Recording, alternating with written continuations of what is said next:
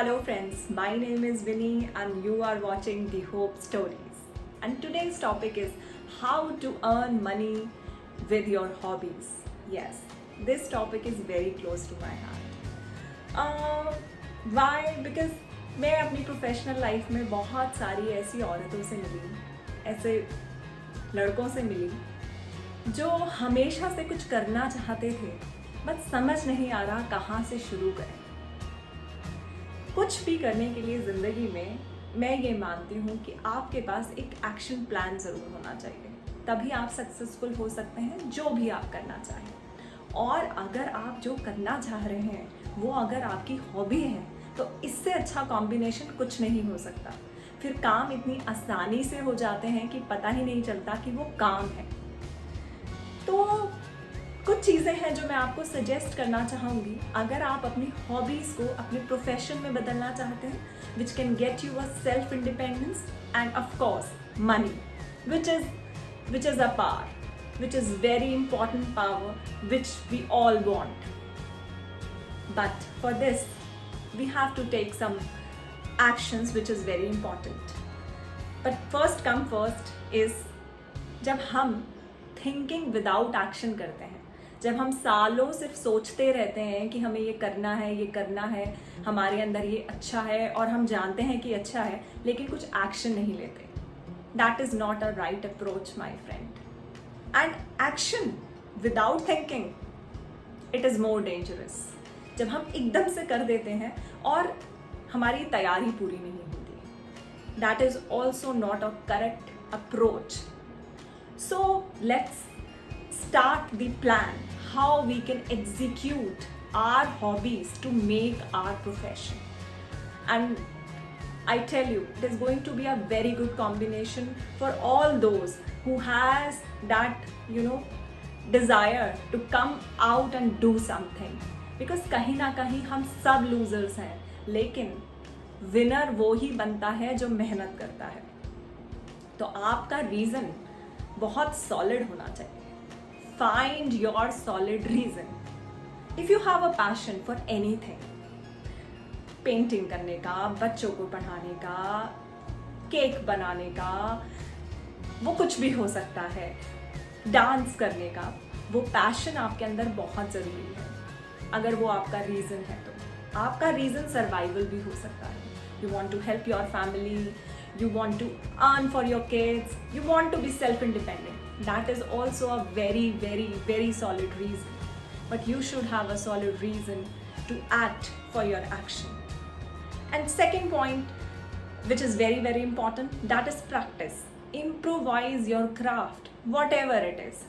अगर आप second class को पढ़ाती हैं तो आपको अपने क्राफ्ट को इम्प्रोवाइज करना है। हम जब स्कूल जाते हैं, हमारे एक क्लास के अंदर 6 सेक्शंस होते हैं और 6 मैथ्स की टीचर्स होती हैं और वो 6 अलग तरीके से पढ़ाती हैं, लेकिन उसमें से सिर्फ 1 या 2 होती हैं जो बच्चों की फेवरेट होती हैं। तो हमें वो फेवरेट बनना है और हमें अपने क्राफ्ट को इम्प्रोवाइज करना है। जब तक हम अपने क्राफ्ट को इम्प्रोवाइज नहीं करेंगे, हमारी हॉबी, हमारा प्रोफेशनल लाइफ नहीं बन सकती।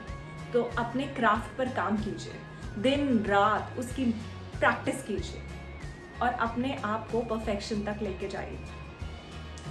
तीसरा पॉइंट जो बहुत ही इम्पॉर्टेंट है, और हम जब अपनी हॉबीज़ को कन्वर्ट करना चाहते हैं अपने प्रोफेशन में, तो हम कहीं ना कहीं उसे इग्नोर कर जाते हैं। Understand your consumer, that is a very important point. आपकी फैमिली और आपके friends, they are not your consumers. Yes, accept it. They are not your consumers. आपकी फैमिली हमेशा आपके साथ रहने वाली है। हो सकता है कि वो आपको हमेशा ही प्रेज करें, वो प्रेज जो रियल नहीं हो, या हो सकता है कि वो आपको हमेशा क्रिटिसाइज करें और वो क्रिटिसिज्म भी फेक हो सकता है। आपके फ्रेंड्स ज़रूरी नहीं है कि आपको सही सलाह दे पाए। तो अपने कंज्यूमर को पहचानना, अपनी मार्केट को पहचानना, ये बहुत इम्पॉर्टेंट है अपनी हॉबी को अपने प्रोफेशन बनाने के लिए। अगर आप एक टीचर हैं, ऑनलाइन क्लासेस लेना चाहती हैं, तो आपके कंज्यूमर आपकी फैमिली फ्रेंड्स नहीं हो सकते। हाँ, वो आपको ये शायद ज़रूर बता सकते हैं कि आप अच्छी हैं या नहीं। Feedbacks are always important, and criticism is always should be welcome, but वो आपके कंज्यूमर्स नहीं है। तो अपने कंज्यूमर को पहचानिए। अगर आप पेंटिंग करती हैं तो आपके आर्ट की समझ किसको है, आप उसकी मार्केट कहाँ देखती हैं, आप उस बिजनेस को ऑनलाइन करना चाहती हैं या उसे मार्केट में ले जाना चाहती हैं, ये आपको डिसाइड करना है। और ये इतना मुश्किल नहीं है, आप इसके लिए बहुत सारी चीज़ें कर सकती हैं, वो एक अलग टॉपिक है, वो हम बाद के वीडियोज़ में ले सकते हैं। Now the fourth point, which is very very important, reality versus possibilities. Yes, we ignore this point.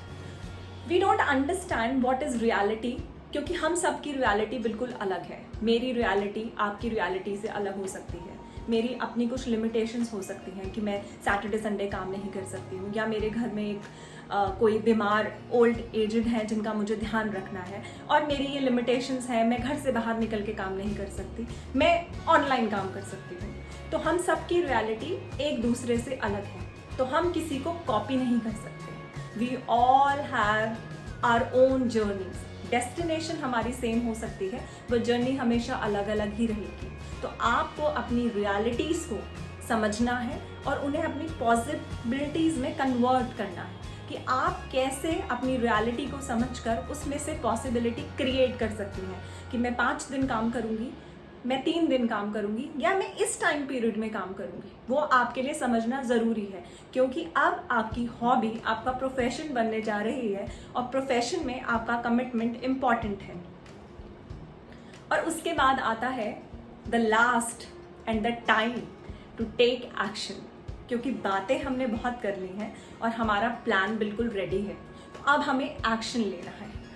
वो एक्शन लेने के लिए वो टाइम आ चुका है। अगर आपका रीज़न सॉलिड है कि वो पैशन है या सर्वाइवल, अगर आप अपने क्राफ्ट पे कॉन्फिडेंट हैं और आपको पता है कि आपका कंज्यूमर, आपका कस्टमर कौन है, और आपको अपनी लिमिटेशंस पता है, तो now my friend, it's a time to take action. अब आप अपनी हॉबी को अपने प्रोफेशन में बदल सकती हैं, and of course it will get money for you, it will give you a self independence, a freedom to earn for yourself, to take your own decisions, which is very very very important. And यहाँ पर मैं add करना चाहूँगी एक छोटी सी story जो of course मेरी है। It's been 25 years I am working. When I was in 8th class, though I was not a very good student, मैं बहुत पढ़ने में अच्छी नहीं थी, I used to teach 4th and 5th grade students and I used to get 200 rupees per child, and मेरी fruit and nut chocolate आ जाती थी उससे, which was a great high for me। उसके बाद जब 10th बोर्ड हुए, मैंने जाकर अपने अंकल की गारमेंट्स की शॉप पर काम किया। That was my first exposure to the world and I'm grateful I had that exposure। मैंने अपनी 12th की छुट्टियों को भी खाली नहीं जाने दिया, मैंने उसमें भी काम किया। मैं जब कॉलेज में थी I used to work part time, और मैं यहाँ ऐड करना चाहूँगी, मेरे हालात बुरे नहीं थे।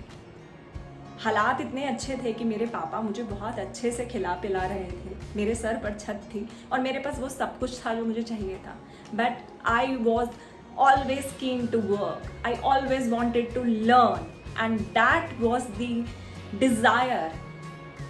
उसी की वजह से मैं आज यहाँ खड़ी हूँ आपके सामने। तो अपनी हॉबीज़ को सीरियसली लीजिए, and it's time to take action। Thank you my friends, keep going and keep growing। Thank you।